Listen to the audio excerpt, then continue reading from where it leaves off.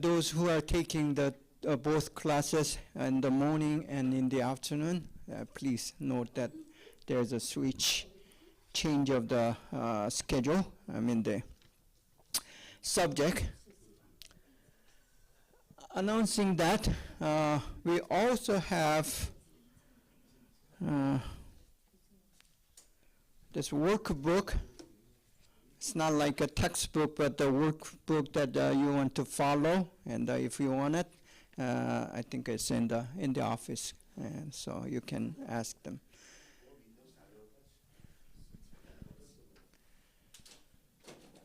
So the class name title is Evangelism Seminar. Basically, it deals with how we do the Christian evangelism, and those who are not Christian probably are not so much interested in it, but this is how the Christians do their evangelism. Another way, the sharing of the faith. So let's go into the a little introduction.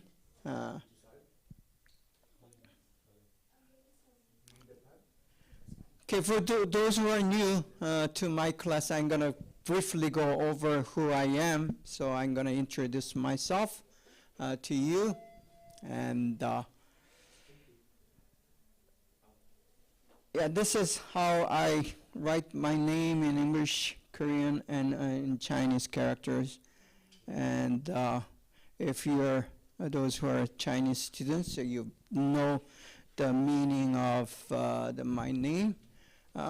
This song, it's something that is holy or purity, and the Su, it means excellency or excellence.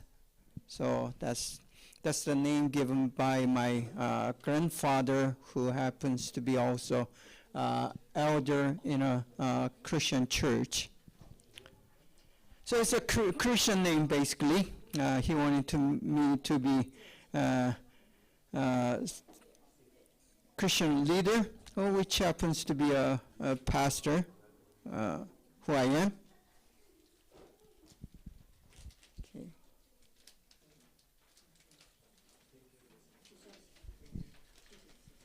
Okay. To teach any class in a college level or university, you certainly need a certain requirement or qualification, and these are some of my credentials that allows me to teach in the college level, and especially in the Christian college.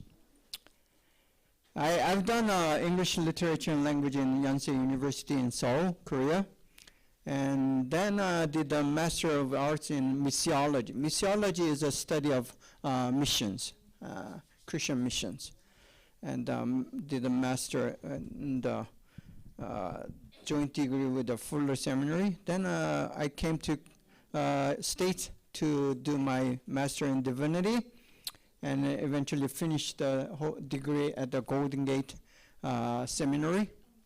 Then did a couple of PhD works, one in leadership, which I wasn't able to complete. Then I did the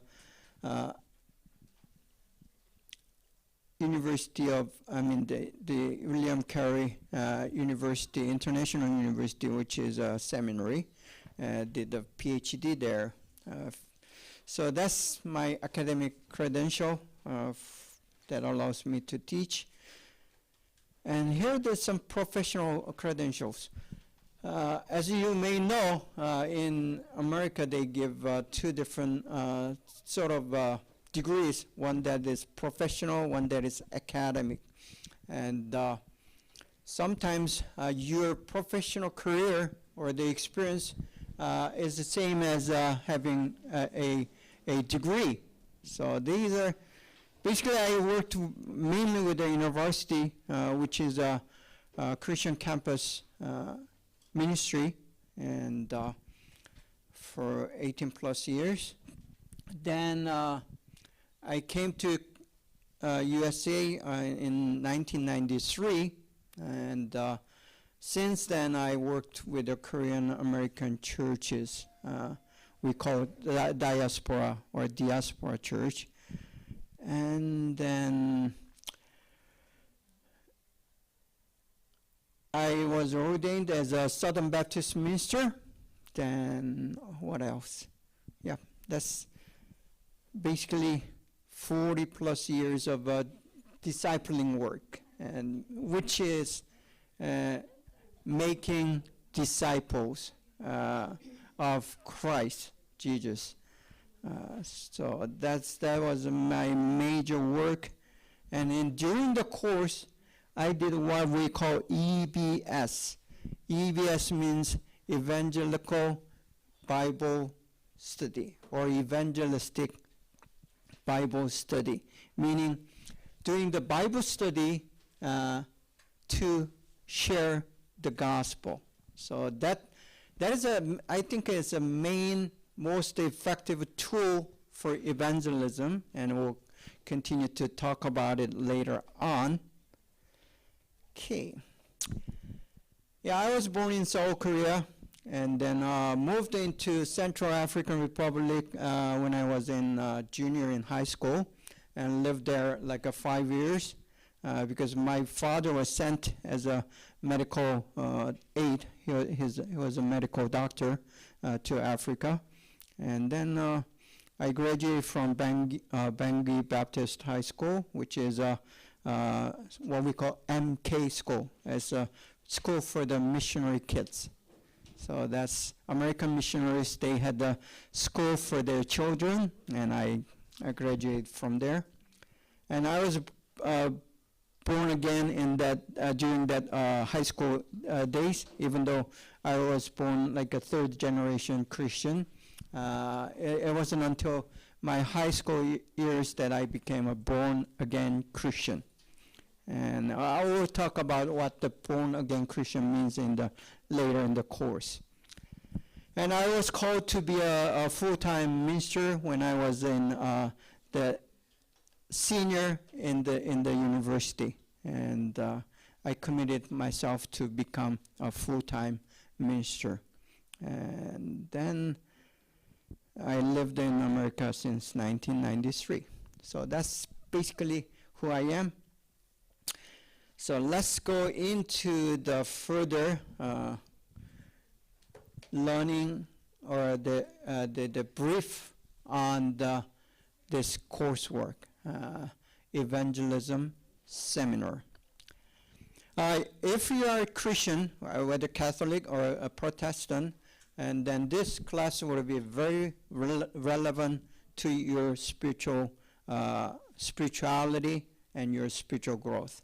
So it is important for any believers, any Christians, whether Catholic or Protestant or Orthodox, whatever your denominational background is, it is important for any believers to share his and her faith with other people who are not a believer.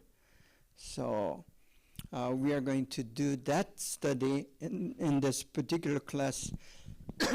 And even if you are not a Christian, this will be the opportunity for you to learn what the gospel is. Because I'm going to do evangelism in this class, because it's an evangelism seminar. And I'm going to tell you and share what Christians believe, or what the Bible teaches us to believe. That would be more correct way of presenting the Christian message. Because many Christians today, they think, they believe in something, but they do not believe the things that are taught in the Bible. So Bible is our final authority on anything that we believe or teach. So if you do not know the Bible, then you will not, you cannot call yourself a Christian, or biblical Christian to be correct. So I want you to learn what the Bible teaches us. And that's the main thrust or the direction of this class. Course description. This is what we are going to do in this class. It says to equip as biblically oriented evangelist. Again, I don't want you to be a denominational Christian, meaning your denomination may have a certain way of presenting the gospel or the Bible, but we are going to center in and on and around Bible. That is what we call biblical. So it's Bible-centered belief. And you want to be Bible-centered evangelist if you're to be an evangelist who are sharing the gospel of Jesus Christ. Second point says understand and apply biblical principles and method. So two things that we are going to talk about and teach in this class is principle and then method. Principle is the fundamental, the basic, that does not change. The method, it could change from time to time, age to age, or depending on who the person is and what we call context. If the context changes, the method can change as well. But the message or the text does not change, which we call principle. So I want you to distinguish between the principle and the method. Method is a strategy, tactics, and the means. These things, the way of presenting the gospel could change. But the gospel itself and the underlying principle on how to do the evangelism can never change. So these are called principles. And then outreach in their own context. Again, it says about the context which is different from A to B to C. Okay, can you?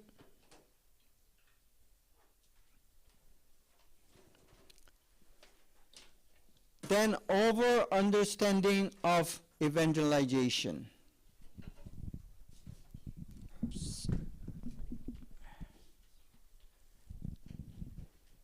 So we will talk about whole evangelization prior to talking about evangelism. Evangelization and evangelism is a little two different concept. So I'll be explaining how to distinguish evangelism and evangelization. So we'll talk about that later on. Okay, objectives.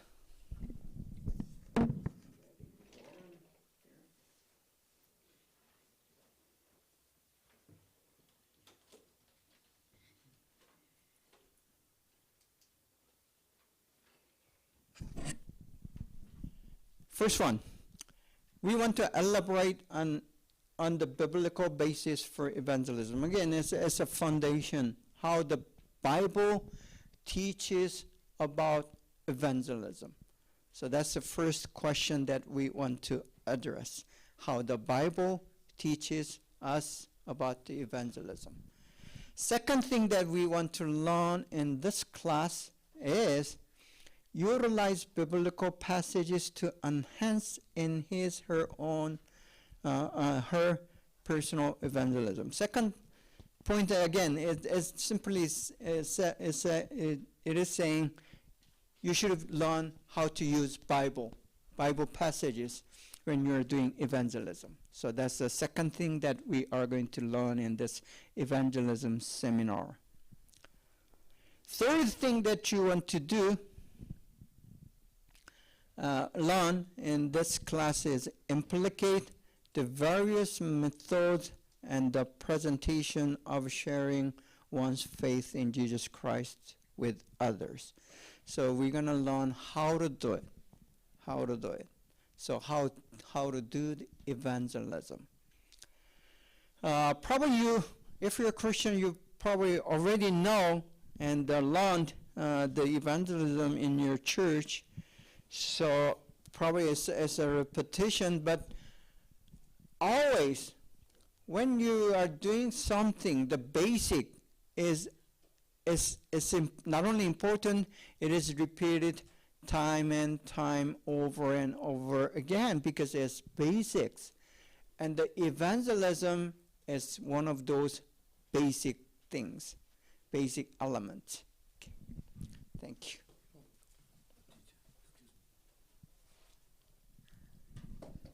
Yeah, if you haven't signed up the attendance, please do sign on the in, not out yet, in.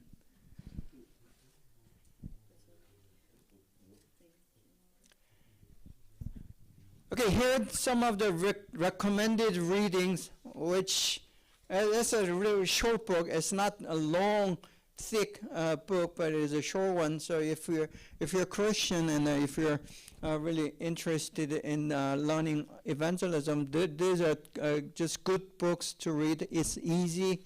It's not so much academic, but it's very practical books that I recommend you to read. And it's a kind of series of books that they have made.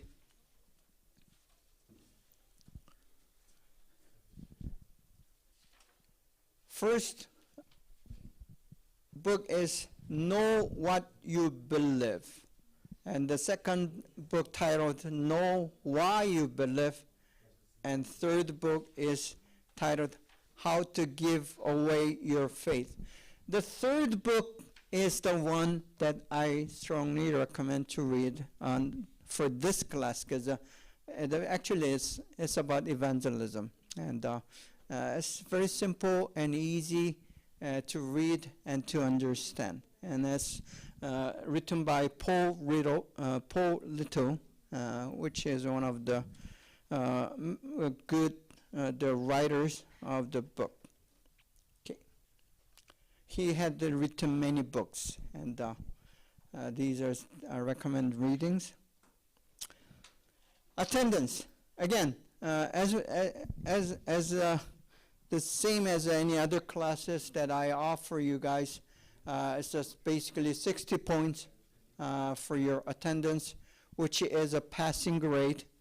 So again, it means if you come to class every day and just sign in and out, which means you came on time and you stayed until the end of class, then you will get 6 full points.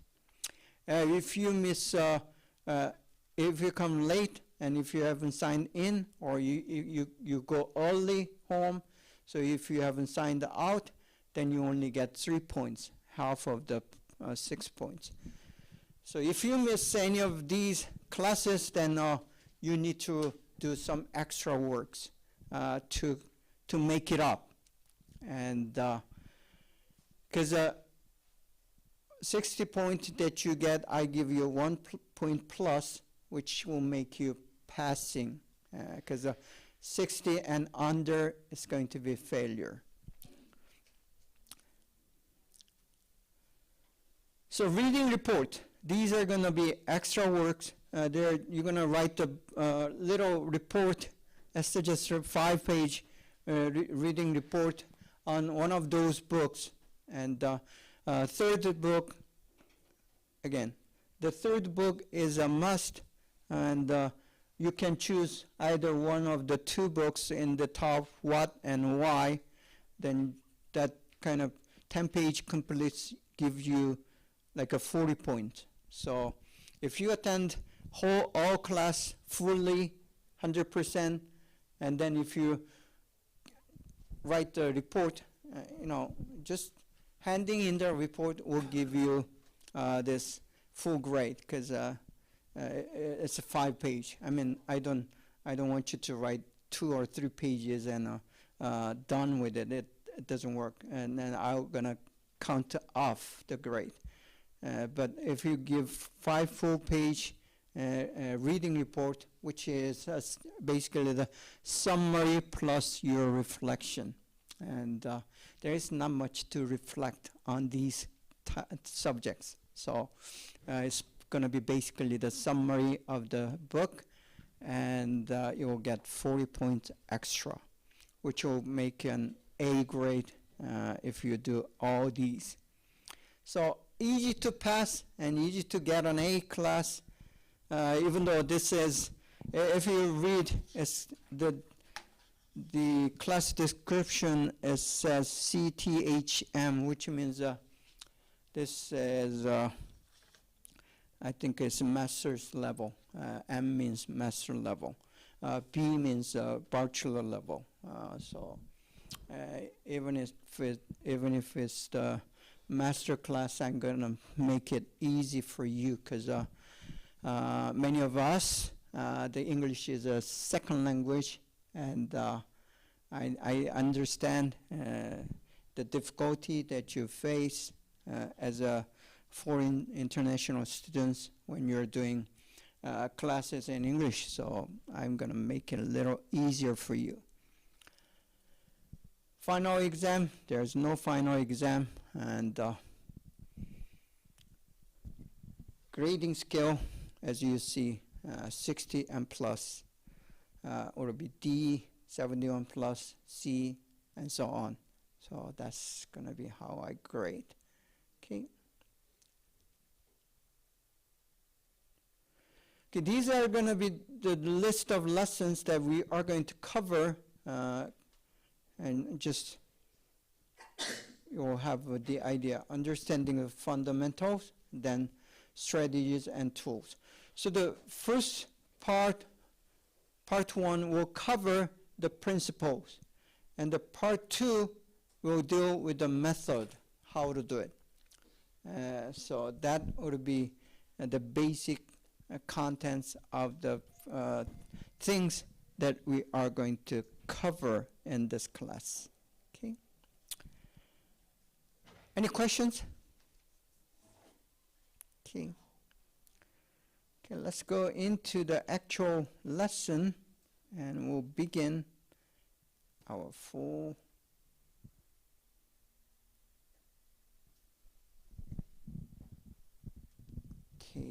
Part 1, understanding fundamentals. So we need to work our brain to some level. Okay.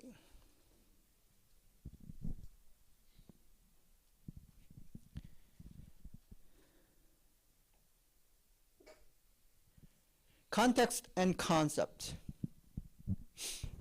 When we study any subject, any academic subject that we want to learn, one of the major things that we do is to learn the terms and concept, the definition of the terms, which is very important.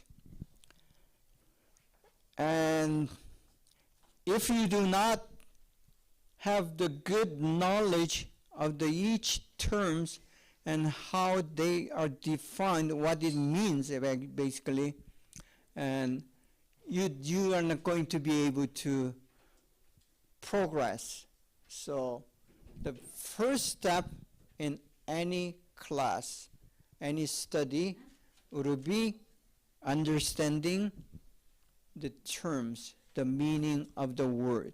Because the word that we use in the particular field may differ from the word or the meaning that you know in your everyday language. So that's especially the case in a Christian study. Any Christian study, the language that we use in the church and in Christian context it is different from the language that we know and understand in regular life. So that we begin with the context and the concepts of doing in going into evangelism seminar. So we begin by understanding what the Christianity is, especially for those who are not Christians. I assume many of you guys are not Christians, and you have different religious background or different belief, like an ideology. So you may be not familiar with anything that it has to do with the Bible or Christian. So for those, I'll try to explain I'll try to use an easier language, but that's I'll do my best and try to help you to understand what the Christianity is, especially if we are from those Islamic countries or the states where the Islamic religion, the Muslims are majority.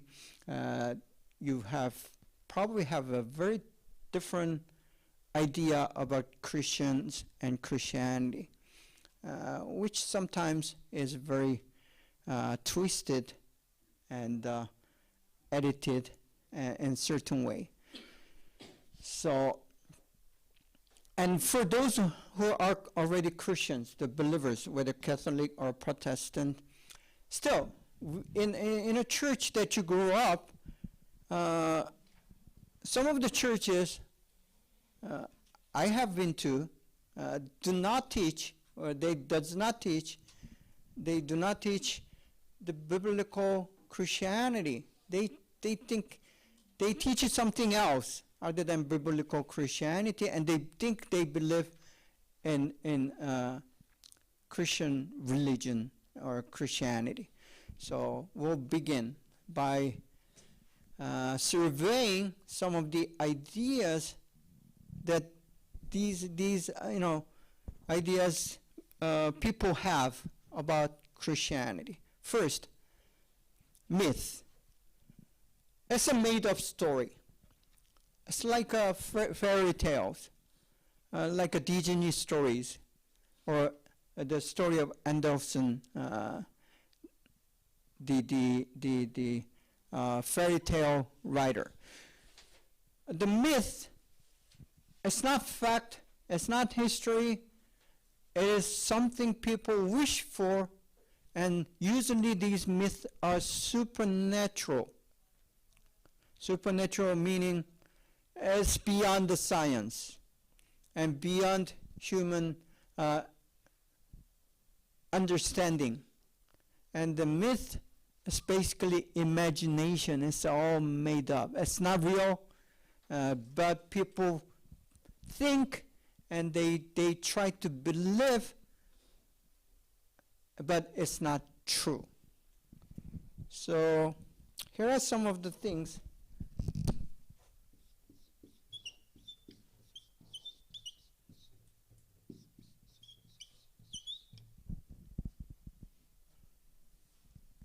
If it's not real and if it's not true, and if you believe in these things, it's imagination. It's what we call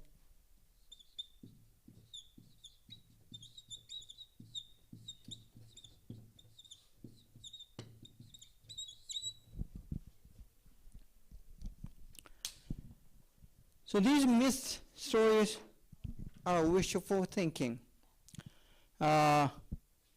If you're grown up in the countries and the areas where they have old, long history, like in many countries in Asia and Middle East, we do have what we call the stories of the nation, how the nation had started or begun.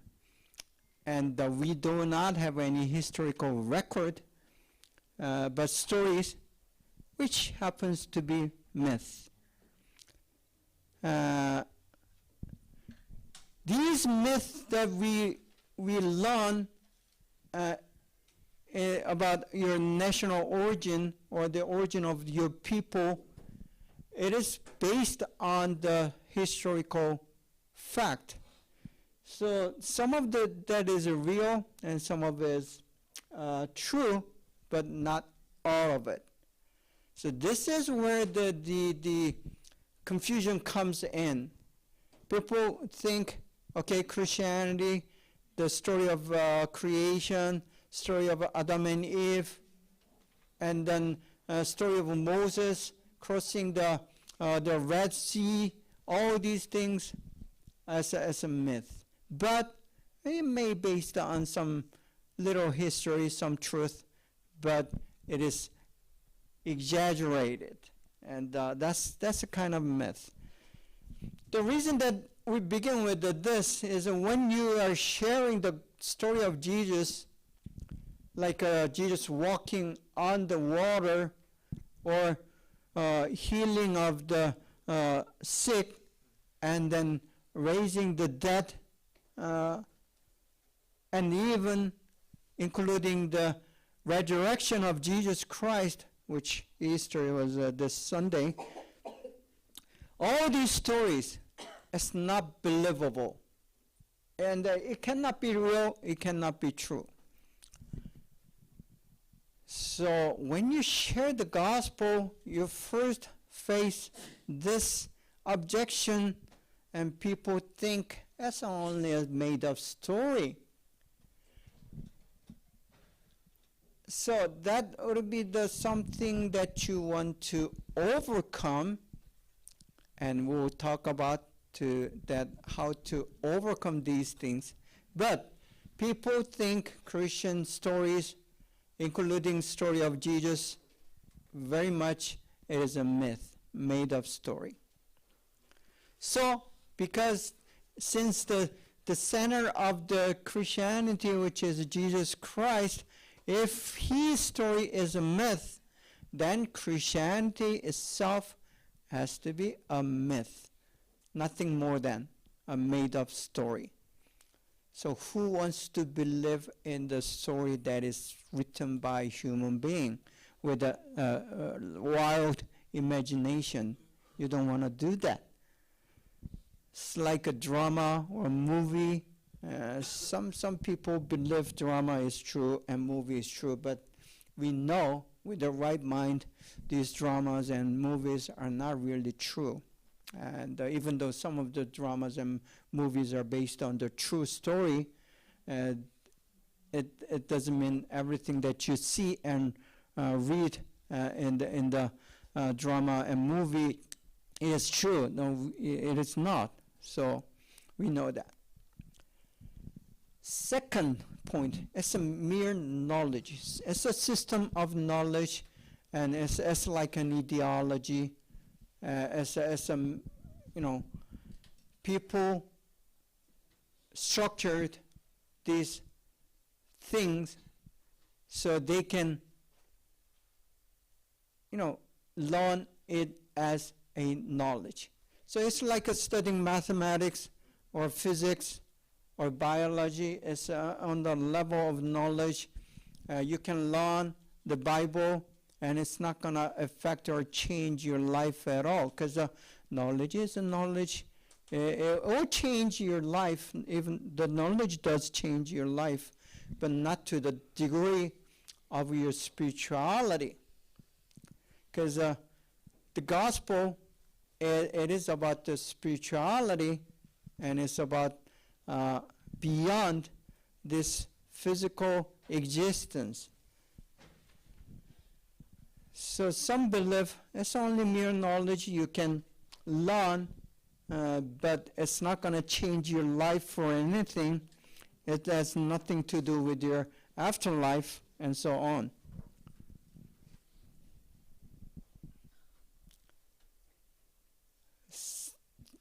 Third point. Some believe as a good morality. It teaches you good ethics. So they think that Christianity is a good system of moral standard. It tells you what to do and what not to do, what's good and what is wrong. Of course, the Christianity does include a lot of these moral, ethical teachings. It does. So the part of the Christianity includes ethics and morality, and teaches what the right thing to do in your life and what is wrong thing to do in your life. So that's true, partially true, but it's more than moral or ethical standard. So we gotta know that Christianity is beyond that. Then philosophy is pretty much the same, but philosophy is it tries to give an answer to life's question. So in that sense, you can consider Christianity as philosophy, because it does include this philosophical answer to the philosophical questions. Same as religion. That's where majority of people think Christianity as a religion, or a kind of religion, just like Buddhism or any other religion. But for those who are committed and convicted to this as more than a religion, because a religion is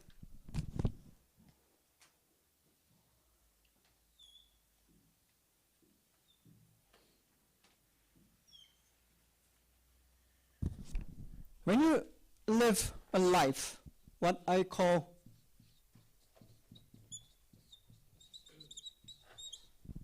one's existence, you exist, you live. So it's a life, it's an existence, and our existence does include many things like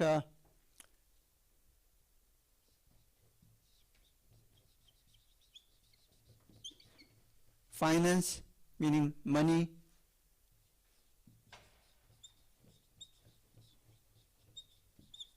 education, and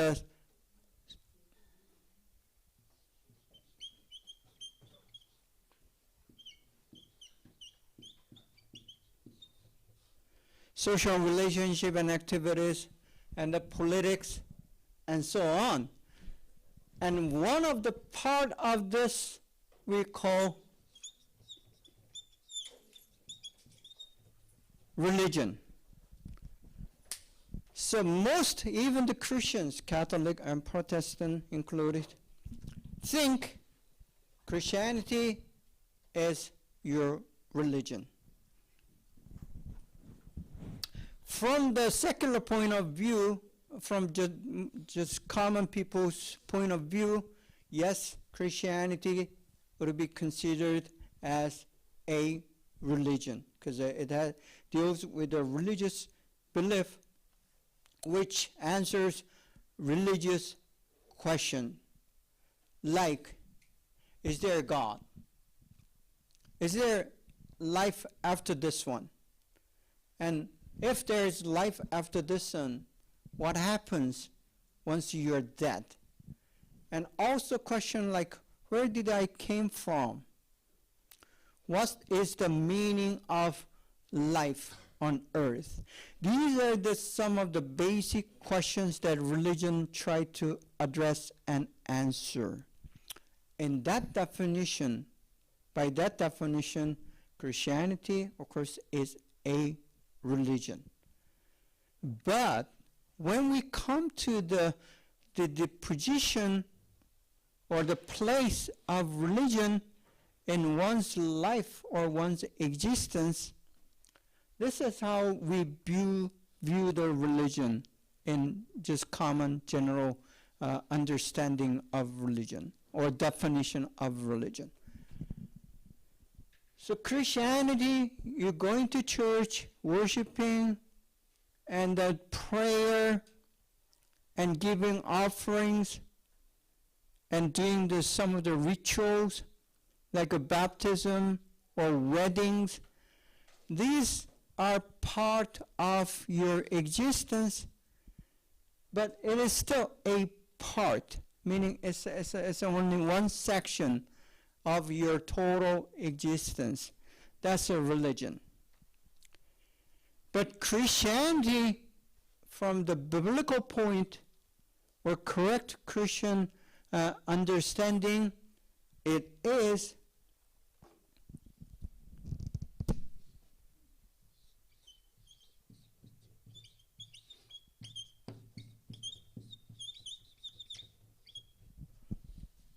a belief system. So the Christianity should place itself in the center or the core of one's existence, and it should control, or it should manage, or it should rule over all other parts of life. So in correct understanding, biblical understanding of Christianity, it is a belief system that dominates. The word would be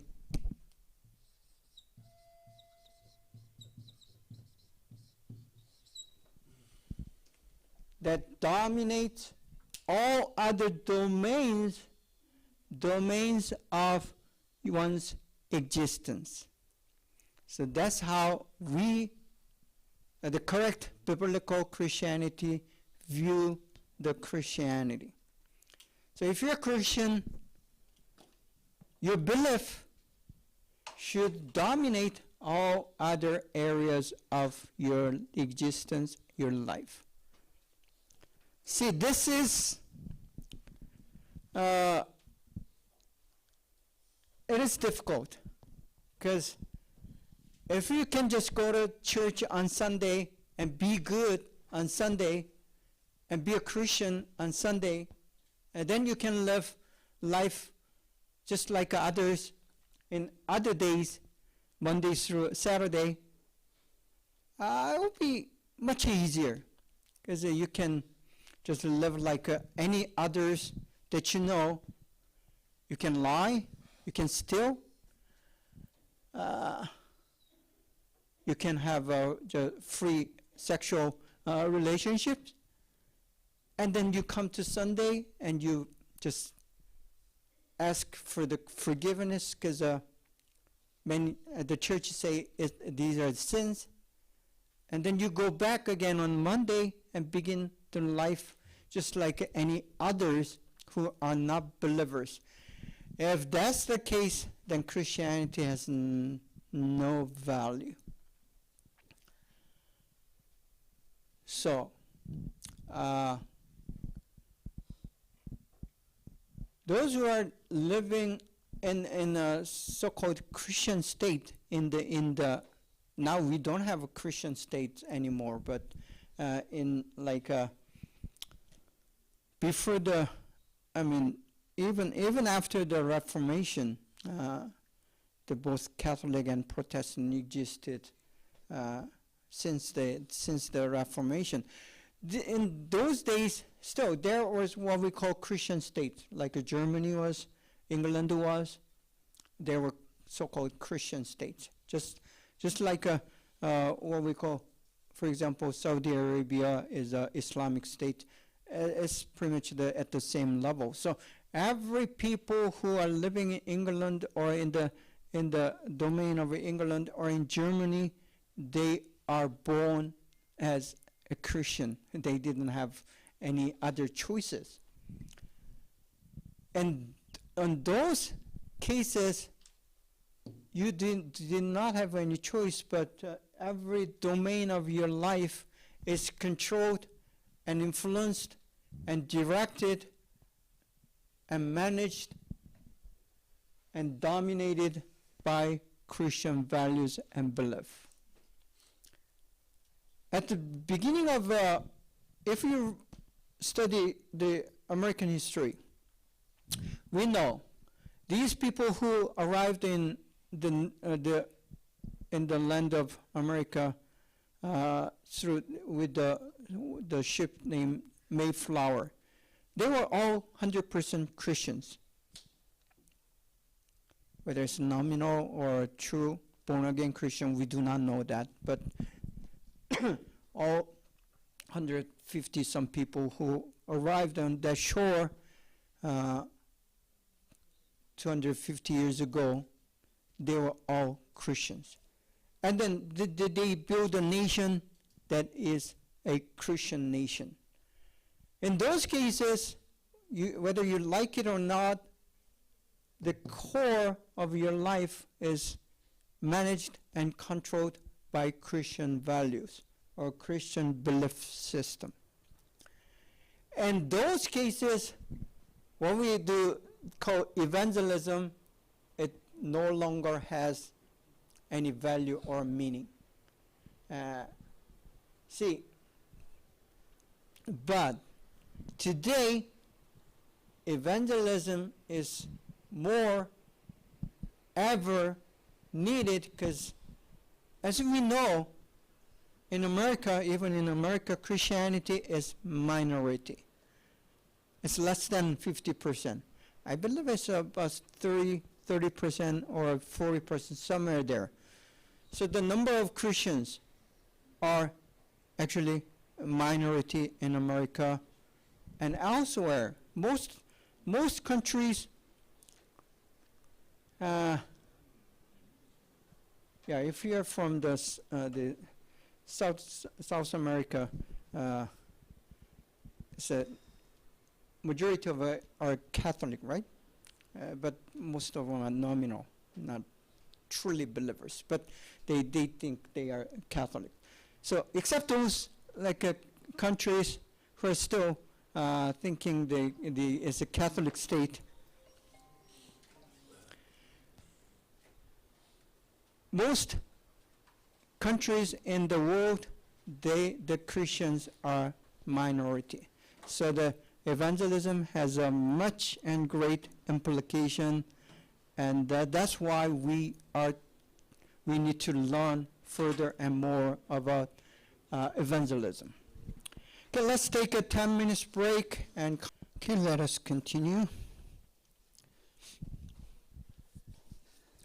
This will be second hour of week number 1 on the evangelism seminar.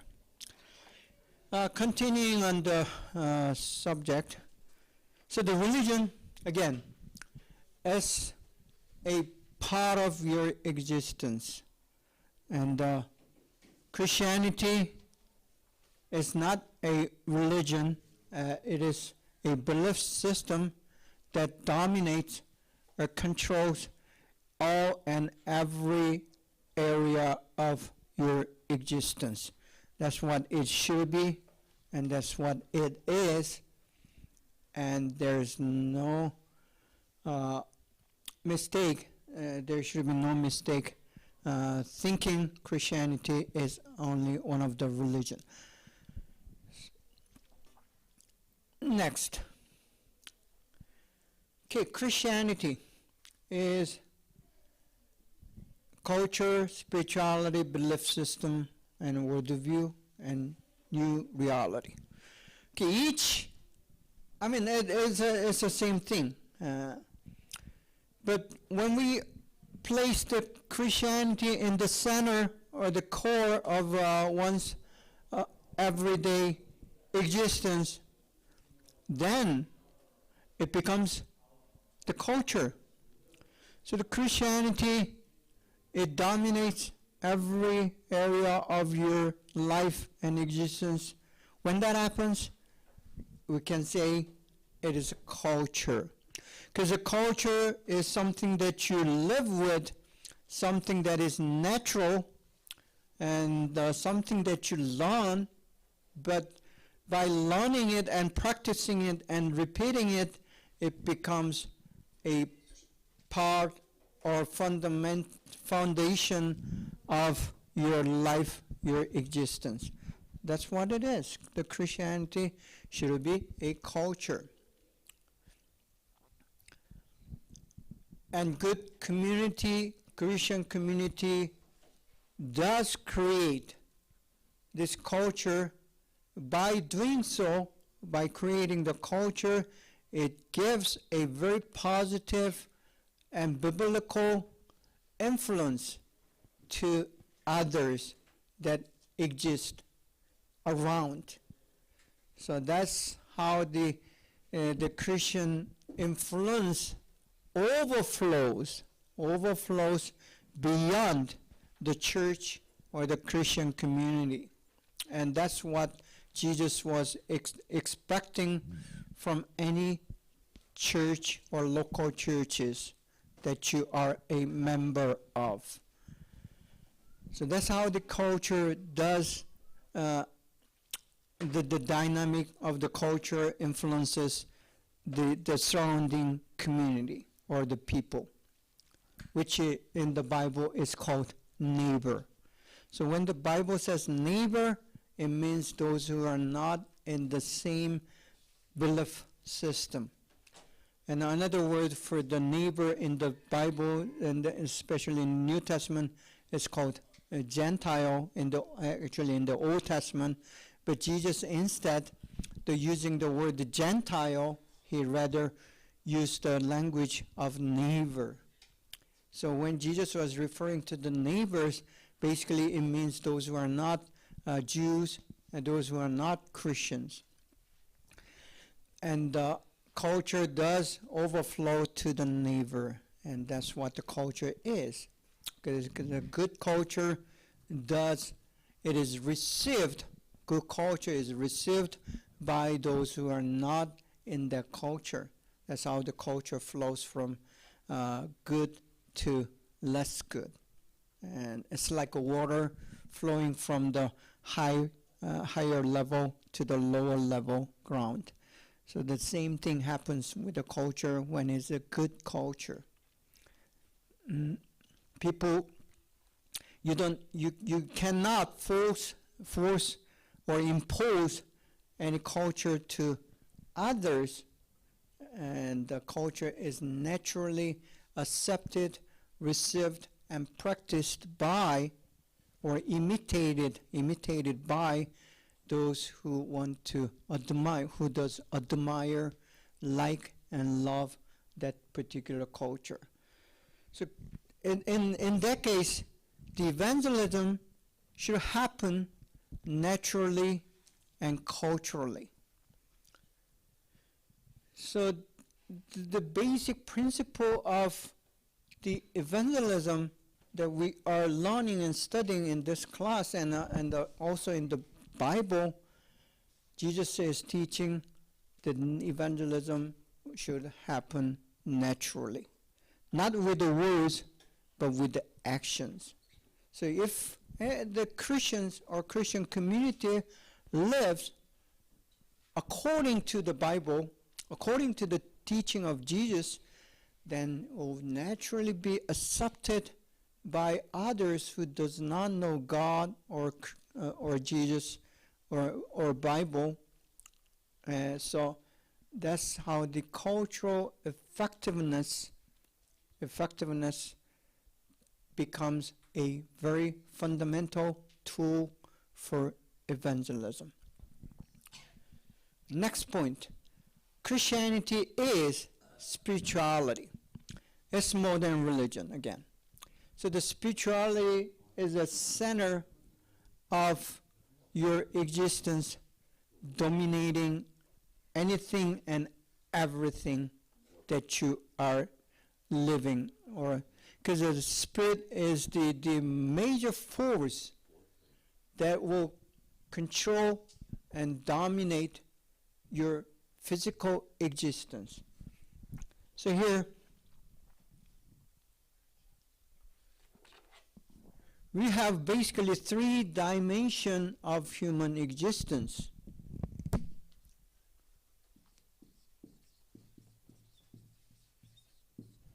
Physical, that's something that you can touch, something that you can see with your eyes, something that you see without any difficulty.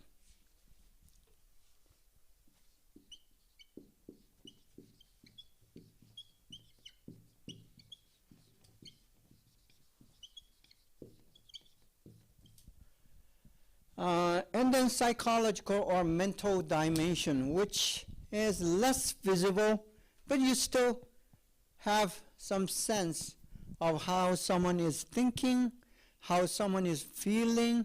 So the thinking and feeling we call the mental or psychological dimension of human existence. So again, the existence, your existence could be physical, your body, what your body does, what your eyes see, what your hands can touch. These are the physical.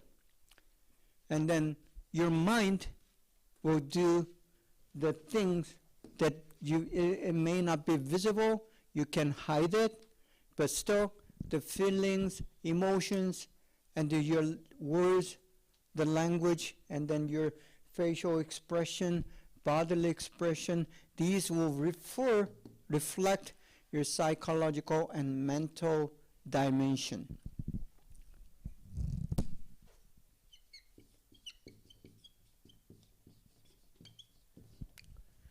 Then we have spiritual dimension, which is some of the those who are naturalist meaning they deny anything that is spiritual. They only see the things they see as the reality. So the concept of reality is different from this particular what we call naturalist to the others. But as much as I know, understand, except the Western world, which largely denies the natural, the spiritual reality, but most of the other world, 90% of the world population, they do know and acknowledge the spiritual domain. So I think it's a so-called natural science that kind of teaches this modern man in the Western world to deny the spiritual domain. And sadly, that idea from Marxist, and then the natural scientist or naturalist, it combined, which we call a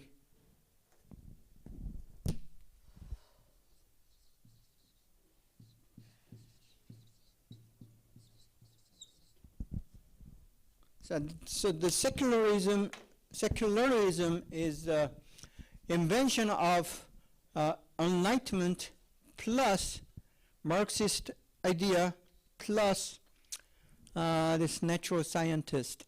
All these combined we became what we call secularism today. And the secularism, naturalist, or atheist, these are the people who deny the spiritual domain or anything that has to do with the spiritual or spirituality. But if you're a person, an individual with a certain,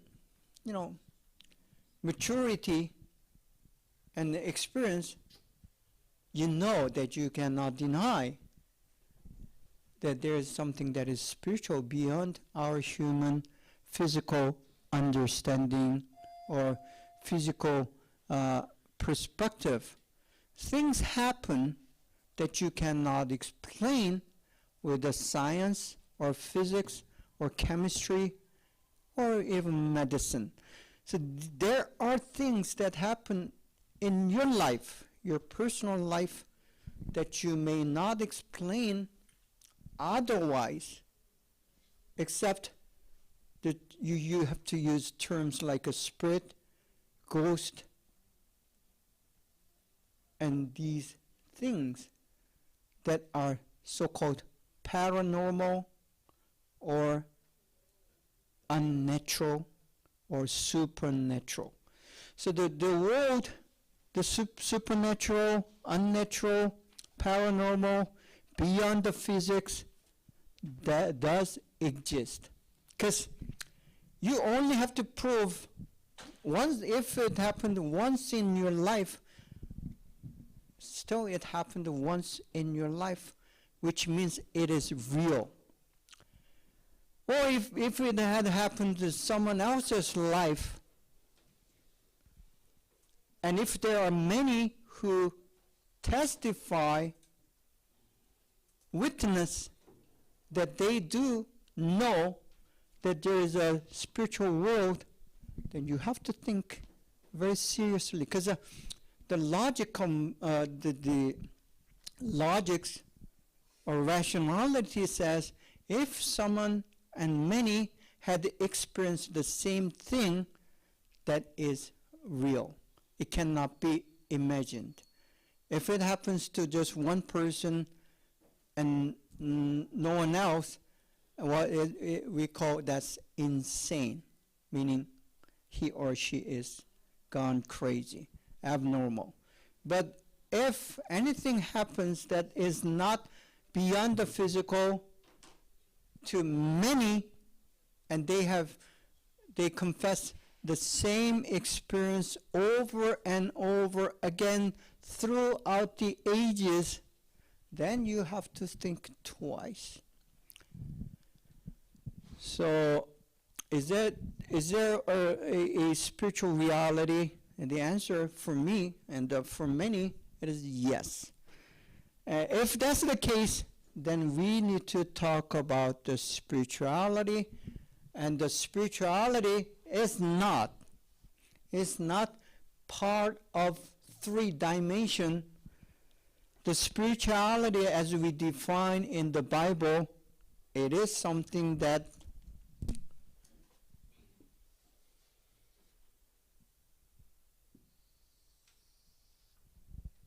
dominate, again the word dominate, over physical and psychological. So the spirituality comes in the center and the middle of one's existence.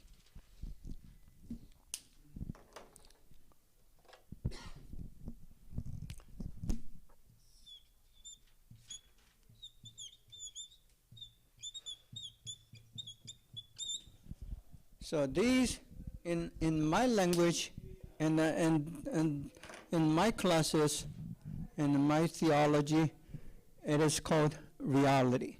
So reality is that there is something real to you.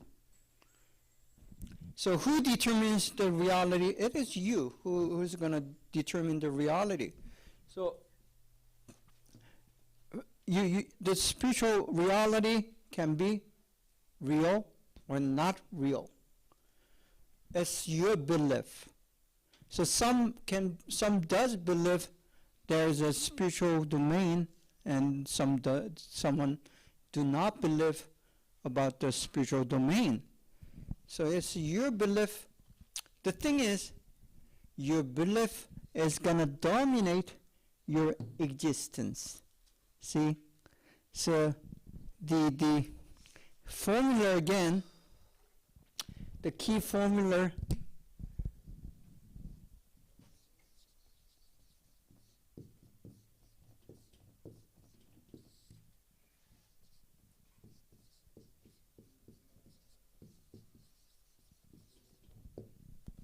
So that's going to be the basic fundamental formula for understanding Christianity and your existence and the life.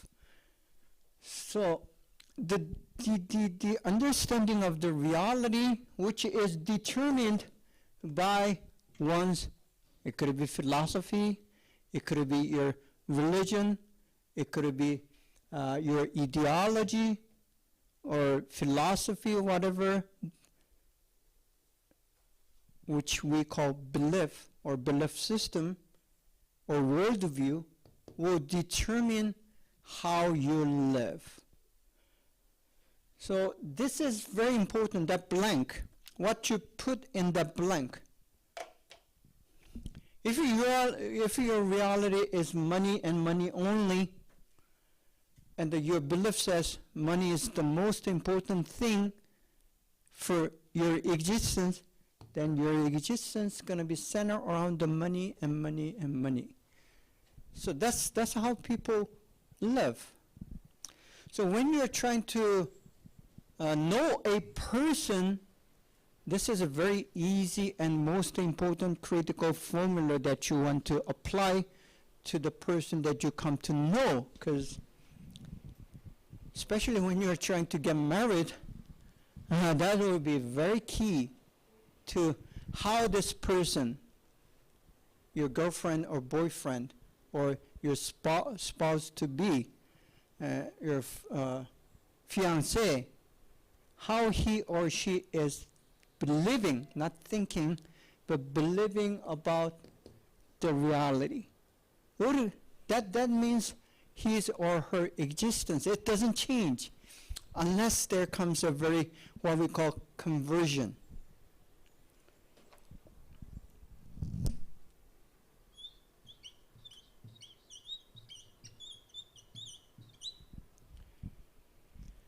Conversion is another keyword that we are going to use in this class, because to convert means change the belief system, total belief system.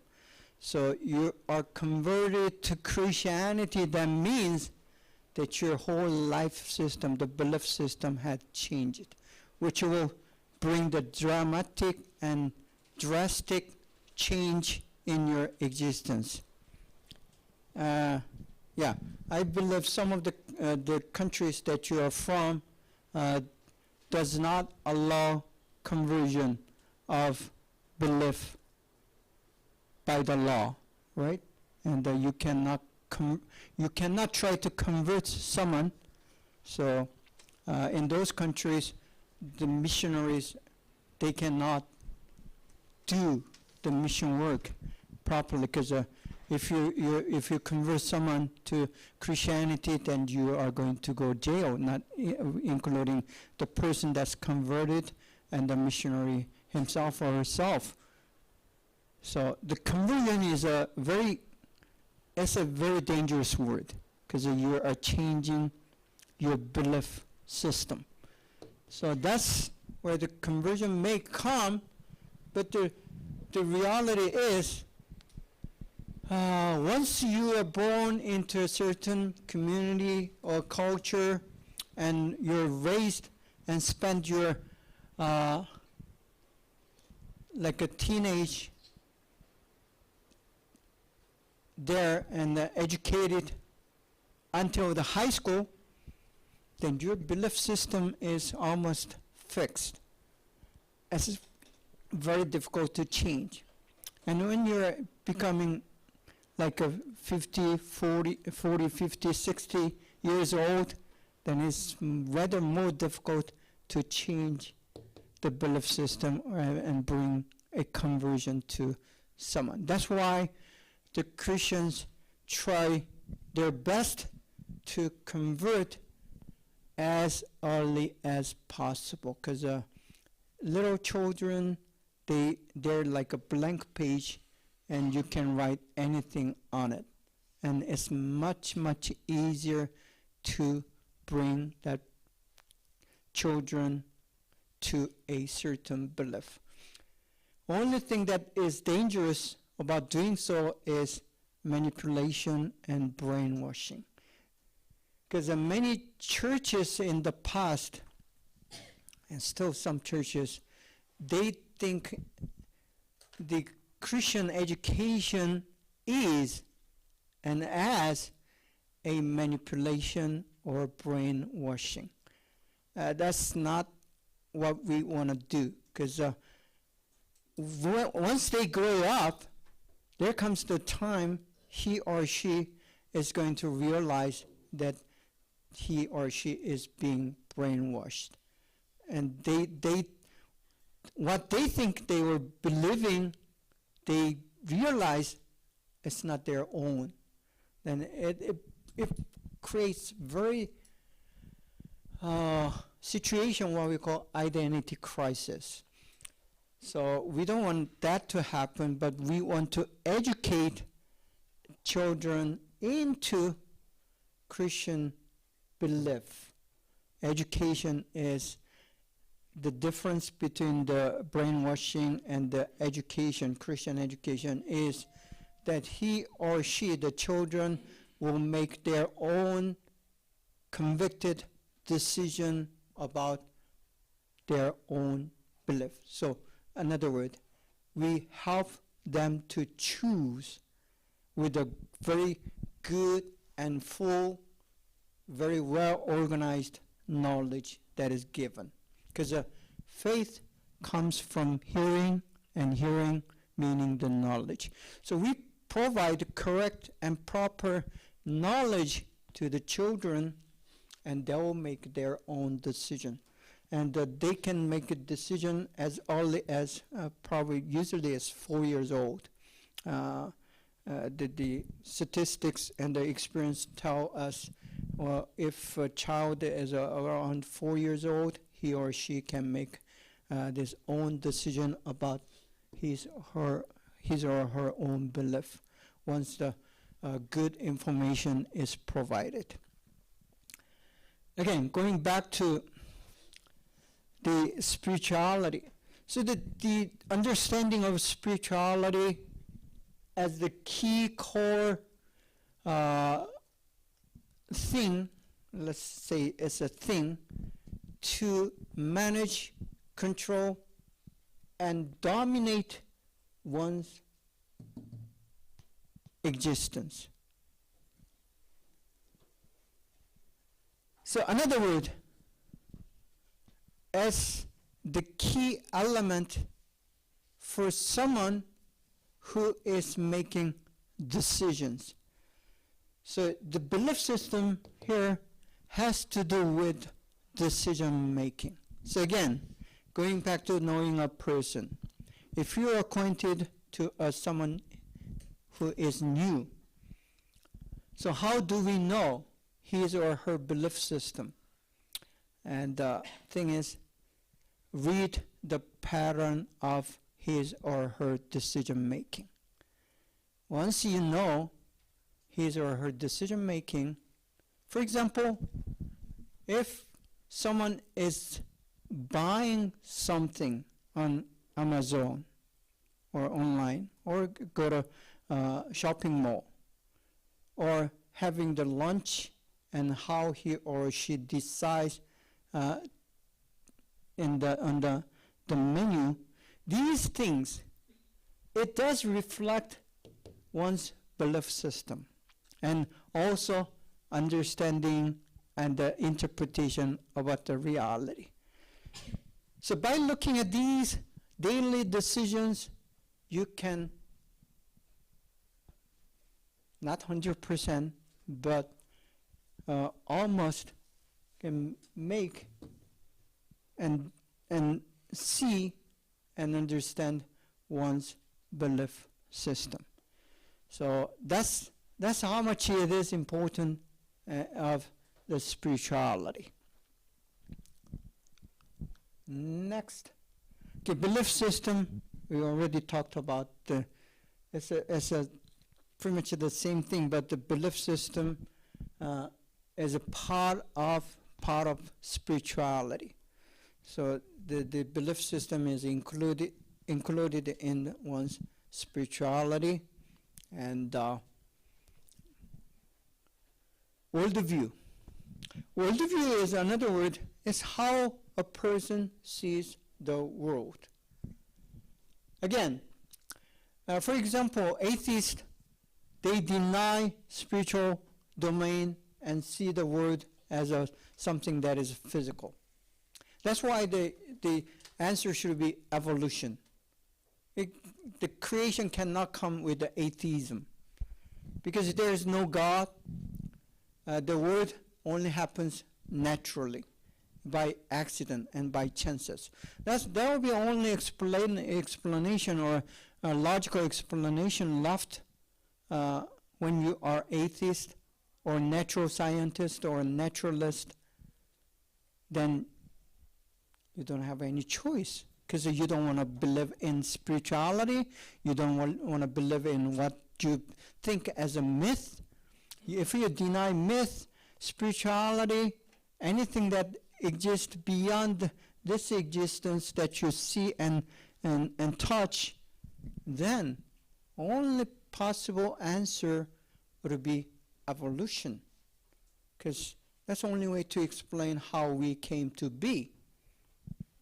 So it is logical within their logics, and us Christians or anyone with the so-called Abrahamic religion, or even the Hinduism and many these other religions, including shamanism even, they do suppose there is someone who is bigger than us, much bigger than us. And he or she, the so-called God or gods, or the spirit, whatever they call them, is the origin or the cause of our existence. And if that is the case, then there's a reason for that being, the being, either God or whatever you call it, there has to be a reason for that being to cause us to exist. And there has to be the ways to make us existence. And only possible explanation would be creation. Someone that has a power to create made us to exist. So the reality is we exist as a human being with the thoughts and the ethics and the right and wrongs and good and evil. That's the concept, the belief that we have, whether you're Christian or some other religion. The majority of people does have a sense of good and evil, right and wrong. That's the reality. Then you can ask, why are we here? And only possible answer is we exist because someone caused us to exist. So that will be the very natural and logical explanation of reality that we exist. And then you are to explain that existence to yourself. You don't need to explain that to others. That's a job of a teacher. But before you being a teacher or mother or anything else, that you need to explain that to yourself, because you are the one who is asking question to yourself. So there are two of you who are arguing or communicating and conversing to one another, why am I here? And then need to give an answer from this person, another personality, to yourself. So that's how this worldview and belief system kind of works. Okay. Then we have what we call new reality. What we mean by the new reality is, as we mature and grow up, you have further questions. And you begin to see the things that you have not able to see before. For example, you're going to go into the new reality when you are married. Before, you don't have husband and wife. But once you get into the marriage, then your position, your identity becomes either husband or wife. And this is called what we call a couple. Thank you. So that's the new reality. When you enter new reality, then you need a new set of belief or belief system, worldview, to deal with this new reality.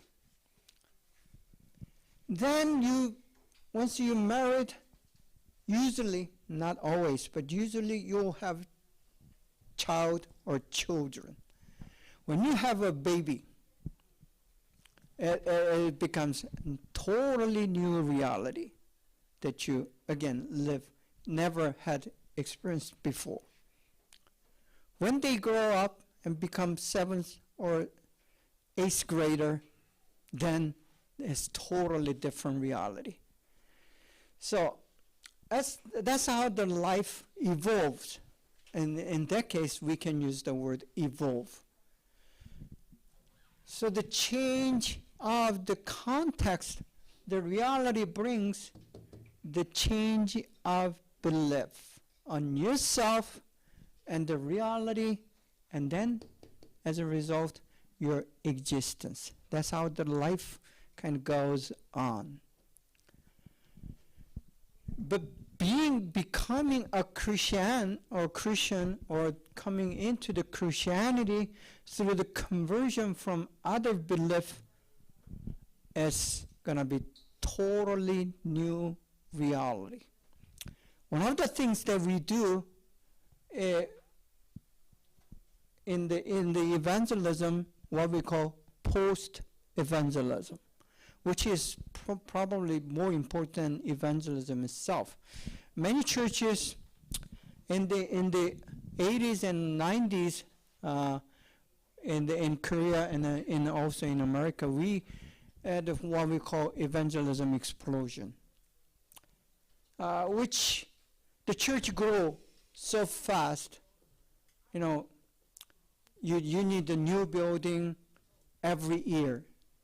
And in the peak of the early 80s and 90s in Korea, for example, we had 25 to 30% Protestant, the Christian Protestant only, including Catholic, would have reached 50% or plus of the whole population are either Catholic or Protestant.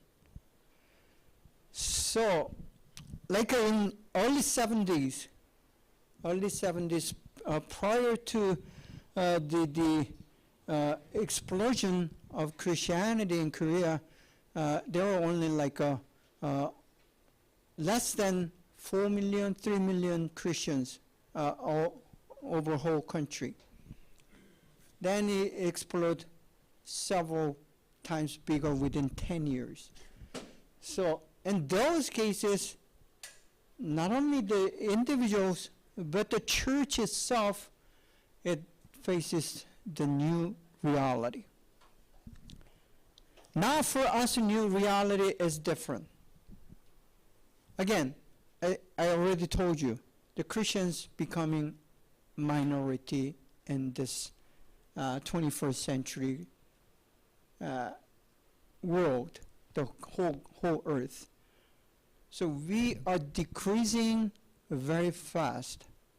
For example, the Korean American churches in America, the statistics I read from the newspaper, 2,000 churches are gone within after the COVID pandemic, since COVID pandemic to today, 2,000 churches are gone, which is roughly 20-25% of Korean American churches are gone. So that's very rapid decrease, as much it was a very rapid growth. So that's kind of new reality that we face as a Korean American church, and I think it's pretty much the similar or the same rate for the white American churches, and they are very rapidly decreasing. And if you're Christian, if you've been to any white American churches, there's no young people. Only handful of them. Many local churches, not all of them, but many local churches. Only old people sit there, and the number continues to decrease because they are so-called dying generation. So that's sort of new reality, which also, again, brings us to the importance of evangelism. It's not going to be culture anymore. It's not going to be the social or the system that automatically brings people to the church.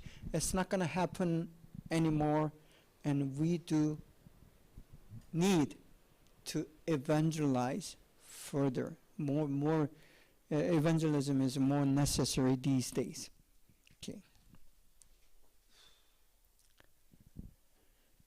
So again, next term, Christians. So again, who are Christians? Including Catholic, Protestant, doesn't matter. Who are the Christians? These are not Christians. These are not Christians. Number one, nominal Christians. Nominal meaning names only. If you go to modern church, local churches, about 2/3 of church members who are coming to church on Sundays, or the list, we have a list of church members, and as far as I'm concerned, the so-called true Christians only is 1/3, 30% or less. Other 60% or plus are what we call nominal Christians. They come to church, but they are not true Christians. They attend church. Some of them even attend the church every Sunday, and other days in the weekdays, and do serve as even deacons or elders. Yet they can be what we call nominal Christians. So that's probably the case at least in the Korean American churches, because in the 70s and 80s, that's the most Korean came to the United States as an immigrant. So it was like a flush of people coming from Korea to America. If you know some little Korean history, in the 70s and 80s and prior to that, Korea was a pretty poor country. When I grew up in Korea, many could not have 3 meals a day. See, and right after Korean War, people did not have enough to eat, and then America gave so-called extra, product to Korea to help us to survive. And then, as the years go by, the Korea become a better country, but yet in 70s and 80s, still, many wanted to come to states for better living, and that's why there are a very flood of immigrants. And when you come to USA as a Korean immigrant, at the airport you do not know anybody, and the pastor of a church comes to greet you at the airport and help them to settle down in the States. That was it was very usual. So 90% of immigrants who are coming to U.S. at the time in the 70s and 80s, the first thing they come across is a church pastor. If that's the case, then you're going to come to the church to get help, because the church became the center of Korean American social structure. So it is natural, and not only is it natural, it's a must. You're obligated to come to church to have safe and solid settlement as an immigrant. For that reason, even if you're a Buddhist, even if you're a believer in the shamanism, no matter, you come to church every Sunday to associate and have a social relationship and to have business advertised, and all of these reasons you come to church. You don't necessarily have to be a Christian, and you're still a member of a church. That's why we have, at least in Korean American church, many so-called nominal Christians. They don't really care for any religious belief, but because of a social need, and as an immigrant, you come to church. So that's what we call nominal Christians, just name only Christian. Hypocrites. When you have many nominal Christians in a church, then as a result, you would have many hypocrites. Only difference between the nominal Christian and hypocrite is hypocrites, they know what is correct, what is the right thing to do as a Christian, but they intentionally, willingly disguise, put a mask on himself or herself as a Christian. So when he or she comes to church, they act like a good Christian, but behind they think different. And Jesus was very furious about these hypocrites. What we usually see in the gospel as so-called Pharisees. These are very typical hypocrites. They pray and worship in the corner of the street, in the marketplace, and want to be respected and expected as a good believer. And Jesus said, no, you are not a good believer. You are only showing it. And in your heart, you don't worship God or anything. And you just do it because you want the people think that you are a good believer. See, that hypocritic Christians, sadly, we do have many. Unless you have trained eyes, it is pretty difficult to distinguish between this fake Christian and true Christian. Nominal Christians, they do not know that they are not Christians, but these hypocrites, they do know that in their heart they are not Christian.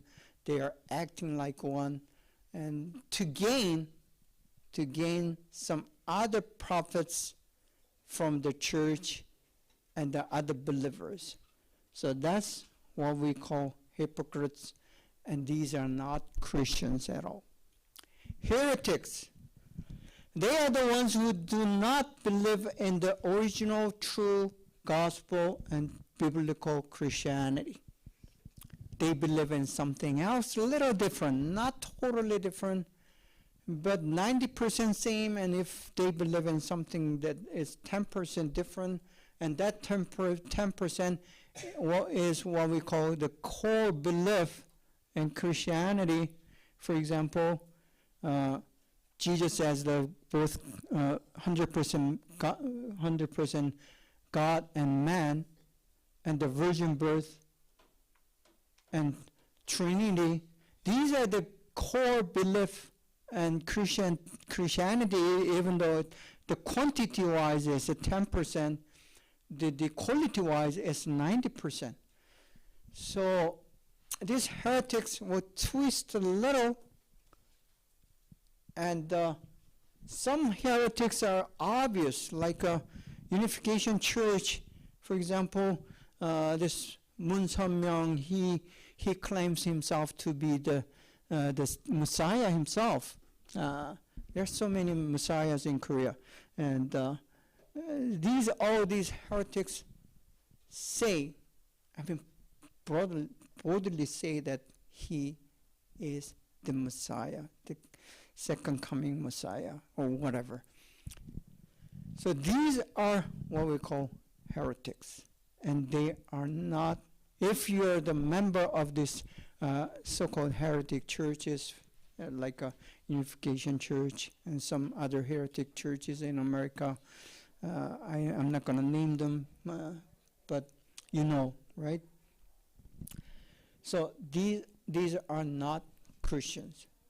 They think and they claim that they are Christians, so-called Bible-believing Christians, but in essence, when you look into their doctrines, they are not. So these three, nominal Christian, hypocrites, and heretics, are the subject of our evangelism. The reason I'm listing them is these are the ones we need to evangelize, because they do not believe in the true, correct Christianity or the gospel. So when they believe in something else that is not correct, or they are misled, then we want to bring them back to true Christian belief.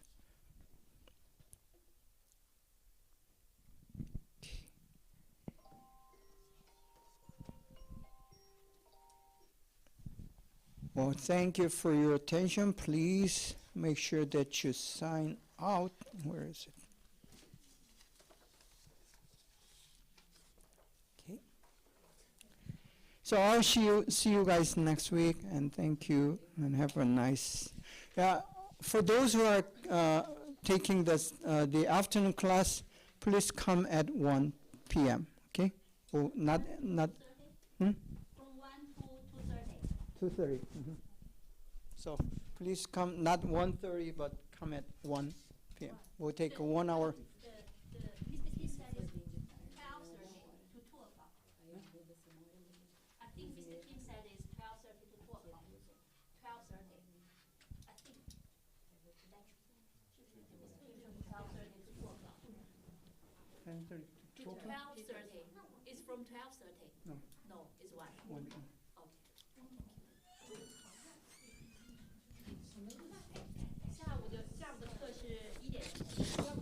We need to go to lunch, right? Yeah. We don't.不用必须参加，想参加的才参加。因为下午还有一节课，如果上午不来，下午来也可以。几点到几点？还有晚上的。上午不要下午来，不要。Falta de respeito, e eu não sei se no país dela também não é. Por isso que eu falo, para nós, nós não temos cultura. A gente tem cultura não só na Ásia, mas então eu não sei se entendeu? Na Arábia. Na Índia. Então, aí eu fico pensando nisso também. Você não gostou da comida? Só que assim, ela tá num lugar que eles também não é que não é falta de. Aqui não é obrigatório você fazer isso, sabe? Nem em outros países você tem que fazer, porque senão é falta de respeito, senão você não gostou da comida. Eu tava ferrada no país desse, quando você, né? Aí, às vezes, ela faz isso através do país dela, não sei qual é, porque eles estão toda a parte igual, né? Quando você diz a China, essa Coreia, esse Japão, talvez não seja, então por isso que ela faz. Para nós, brasileiros, é terrível. E quando ela viu que ela é terrível.